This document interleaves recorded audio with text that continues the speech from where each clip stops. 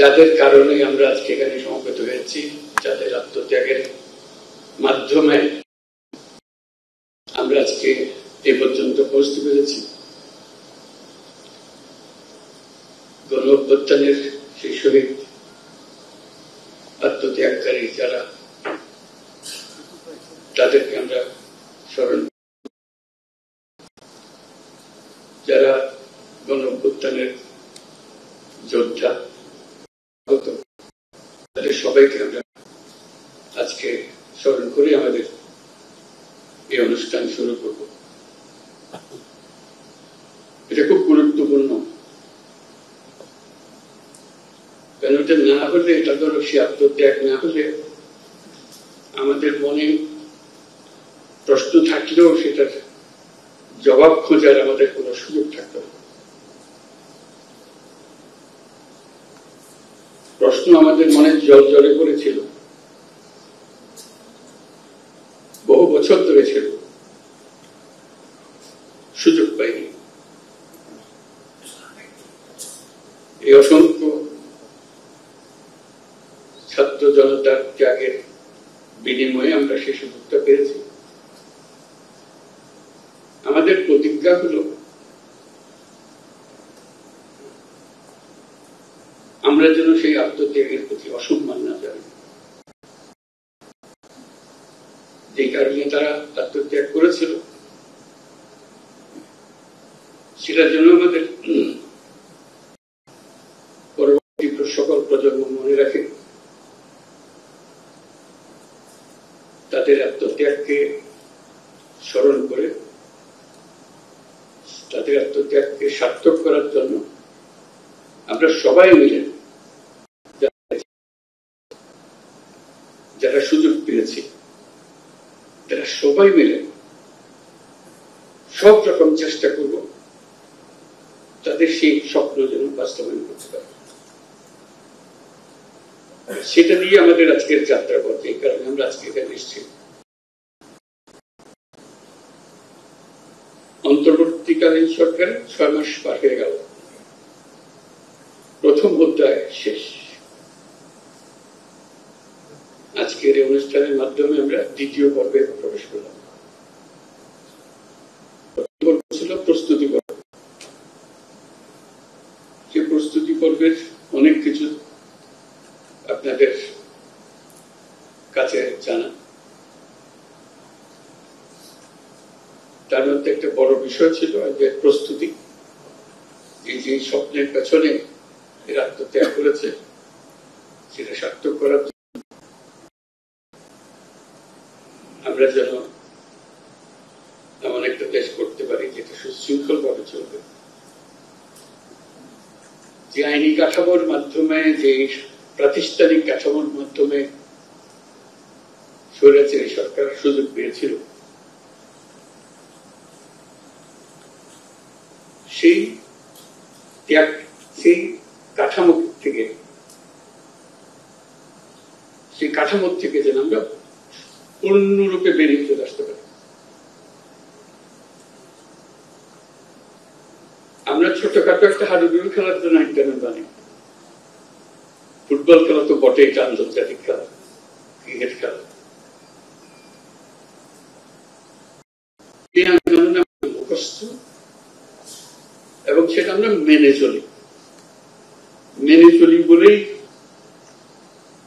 খেলাটা খেলা হয়, তামাশা হয়। আইনগুলো এমন ভাবে বানানো হয়েছে সবাই যেন এনজয় করে, উপভোগ করে।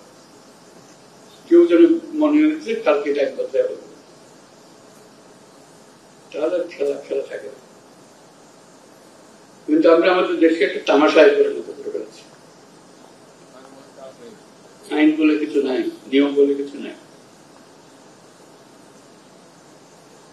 আত্মত্যাগ করেছে, তারা আমাদের নির্দেশ দিয়ে গেছে, আমরা যেন সেসব আইন কানুন পালতে পেরে নতুন বাংলাদেশের জন্য প্রস্তুত হয়। সেই নতুন বাংলাদেশ করার জন্য কি আইন কানুন লাগবে, কিভাবে আমরা অগ্রসর হবো, সেই প্রশ্ন মাথায় রেখে আমরা কিছু সংস্কার কমিশন করেছিলাম। অর্থাৎ সংস্কার করতে হবে, তার মধ্যে প্রথম সংস্কার কমিশন প্রথমবারই করে ফেলেছিলাম, তারপর পরবর্তীতে আরো অনেকগুলো করেছে। এই সংস্কার কমিশনের যারা মাননীয় চেয়ারম্যান, তারা আমার দুপাশে আছেন, তারা এবং তাদের সহকর্মীরা যারা এই কমিশনের সদস্য ছিলেন, তারা যথাসাধ্য চেষ্টা করেছেন সংস্কারটা যেন এমন ভাবে হয় ভবিষ্যতের প্রজন্মরা আমাদের প্রতি কৃতজ্ঞতা প্রকাশ করতে পারে। আইনগুলো ঠিক করে দিয়েছিলেন বলেই আজকে আমরা মজবুত কাঠামো তৈরি করতে পেরেছি, যার উপরে ভিত্তি করে আমরা দেশ গড়ার কাজে নেমেছি। কাজে ওনারা যে সমস্ত জিনিস প্রস্তাব করবেন এবং করেছেন সেগুলো ওনাদের অভিজ্ঞতা এবং ওনাদের পাণ্ডিত্য এবং ওনাদের আলাপ আলোচনার মাধ্যমে তারা যা গ্রহণ করতে পেরেছেন সেটা ওনারা তুলে ধরেছেন। এবং তাদের সবাইকে আজকে যারা উপস্থিত আছেন তাদেরকে ধন্যবাদ জানাই, এবং যারা আজকে উপস্থিত নাই তাদের সদস্যবৃন্দ তাদেরকে আমরা ধন্যবাদ জানাই এই কষ্টটুকু করার জন্য। আমাদের কাজ হলো এগুলো কতটুকু আমরা গ্রহণ করব, কত দ্রুত গ্রহণ করব, কিভাবে অগ্রসর হব। তো সেটা তো ওনাদের যে অভিজ্ঞতা তার উপরে ভিত্তি করে রচনা করা।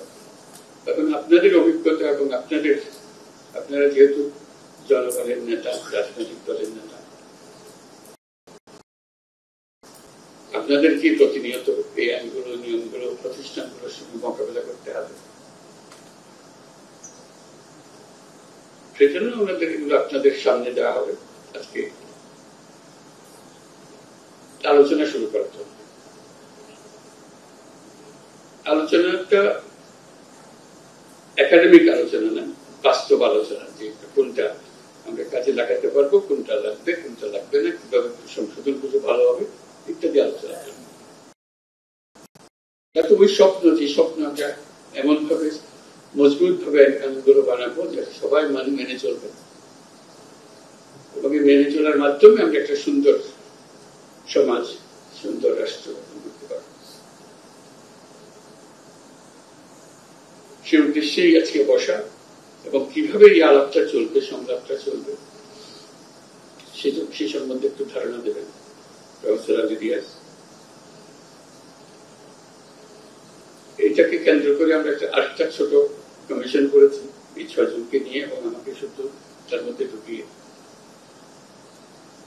ঐকমত্য প্রতিষ্ঠা কমিশন। একটা ঐক্যমত্য আনা, সবাইকে মিলিয়ে, কারো উপর চাপিয়ে দেওয়ার জন্য না। গুরুত্বটা আমরা সবাই বুঝি, এটা নিয়ে কাউকে কিছু বোঝাতে হবে, কিন্তু আমাদের তো গ্রহণ করতে হবে, কাজে লাগাতে হবে।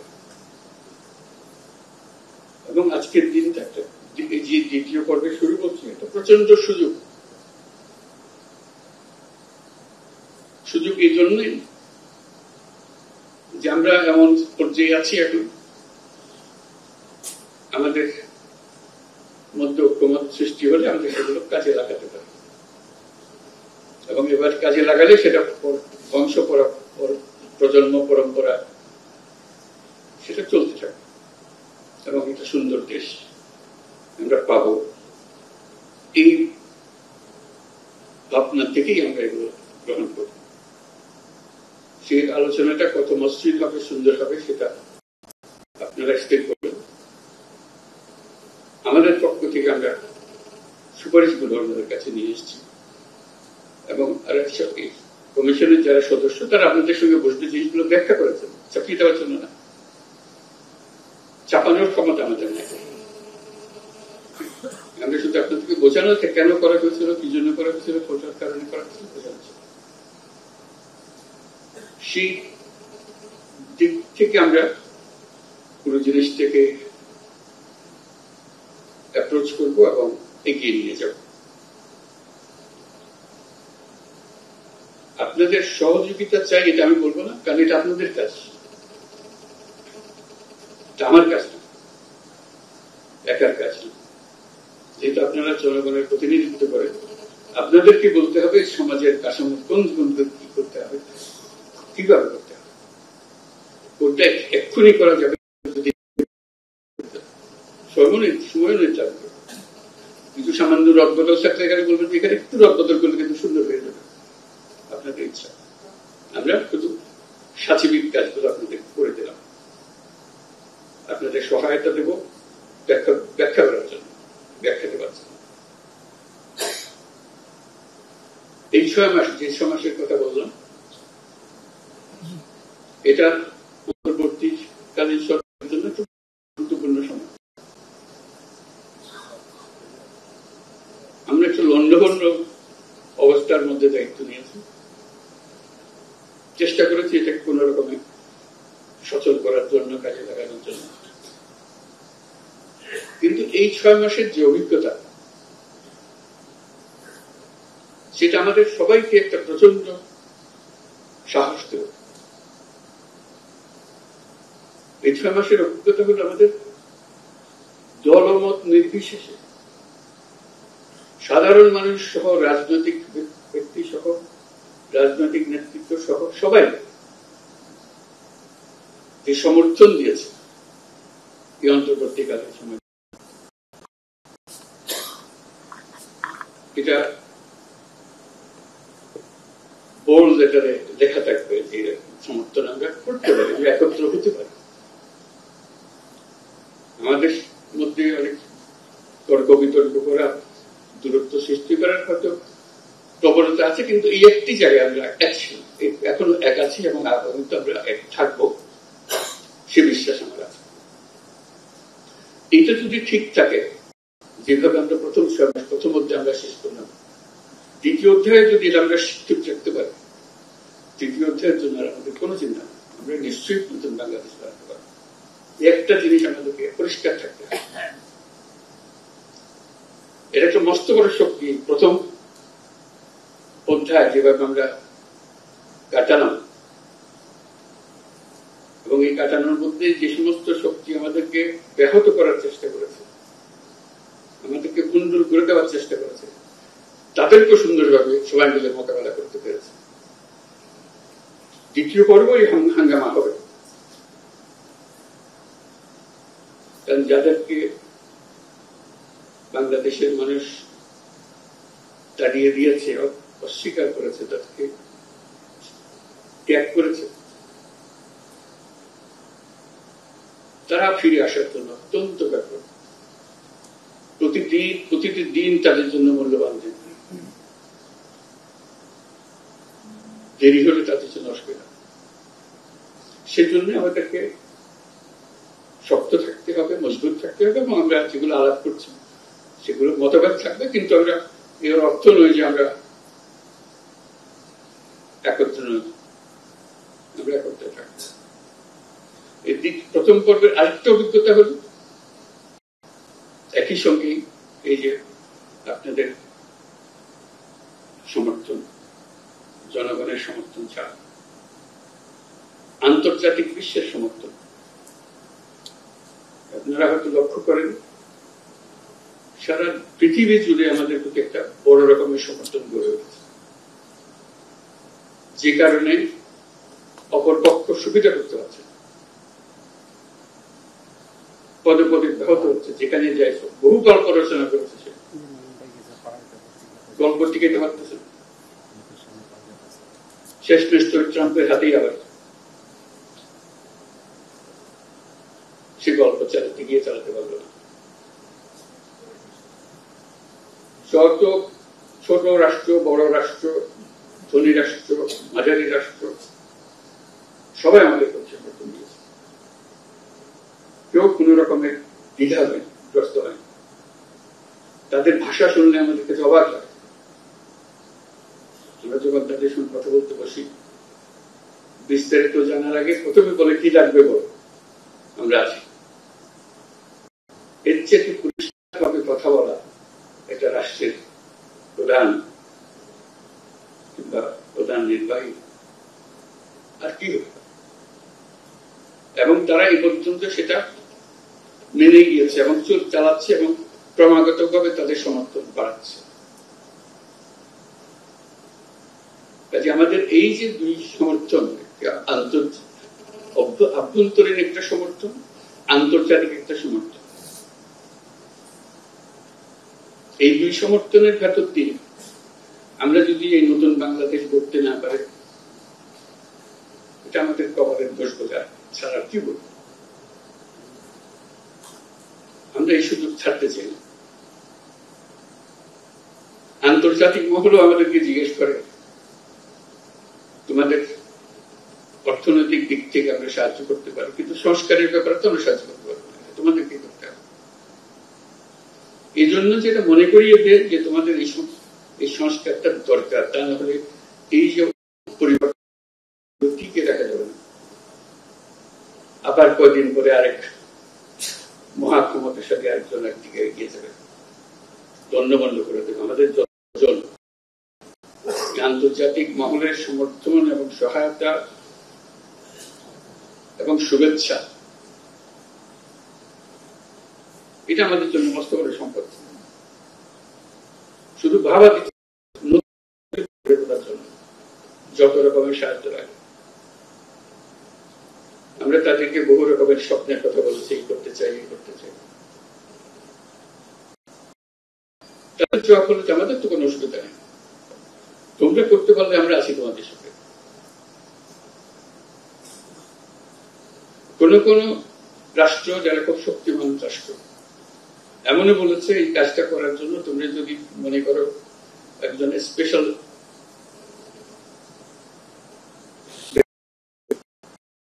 দেওয়া, যে আমাদের পক্ষ থেকে তোমাদের সঙ্গে যোগাযোগ রাখবে যাতে করে তোমাদের কোনো অসুবিধা না হয়।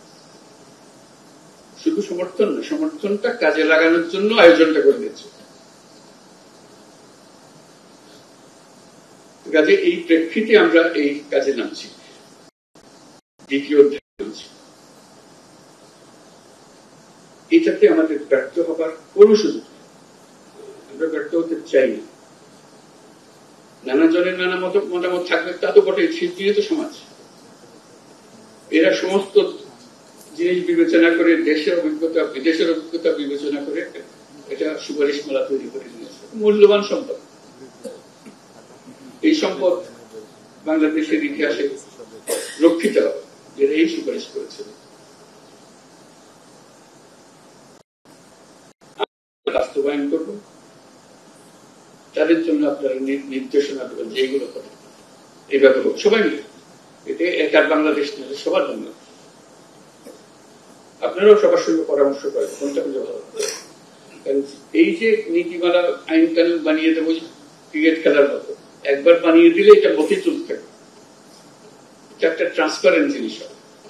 খেলায় জিতলে কেউ সন্দেহ করবে না গোলমাল করে জিতিয়ে দিয়েছে, এটাকে সে সন্দেহ করবে না, এত ট্রান্সপারেন্ট, সবাই জানে খেলার নিয়ম।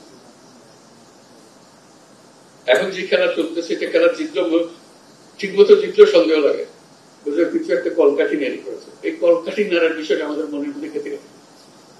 কলকাঠি ছাড়া যে একটা নিয়মে চলতে পারে দেশ, এটা আমরা ভুলে গেছি। আন্তর্জাতিক সমর্থনের কথা বললাম, আরেকটা সমর্থনের কথা বলি, না বলে পারছি না, এটা মনটা বড় হয়ে যায় এটা বলতে গিয়ে। এইসব সমর্থনের কথা বলি, জাতিসংঘের সমর্থন। আপনারা চিন্তা করেছেন যে রিপোর্টটা সালে প্রকাশিত করবে, human rights high commissioner for human rights, তাদের একটি রচনা, তাদের একটি প্রতিবেদন সারা পৃথিবী প্রতিনিধি। এখন কারো বয়ান আর কেউ শুনবে না, ওইটাই ফাইনাল। আর কত সমর্থন চাই আমরা? একদম অক্ষরে অক্ষরে বলে দিয়েছে কোথায় কাকে মারছে, কিভাবে মারছে। এর থেকে বের হওয়ার তো কার কোনো উপায় নেই।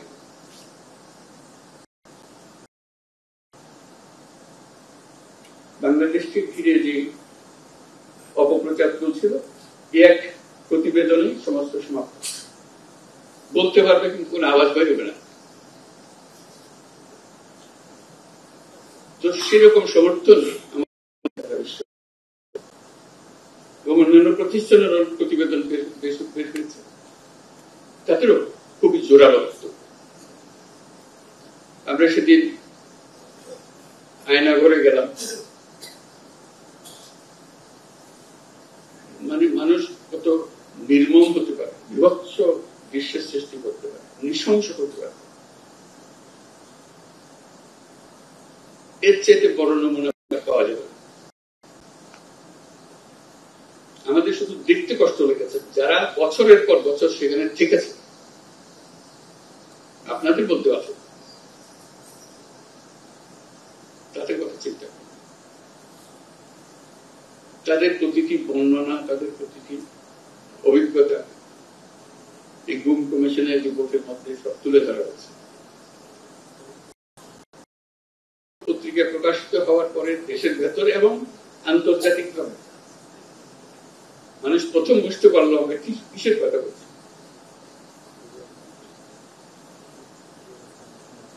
আমরা কোথা থেকে এসেছি। কাজে আমাদের প্রথম পর্বের এই সম্পদ নিয়ে আমরা দ্বিতীয় পর্বে আসলাম।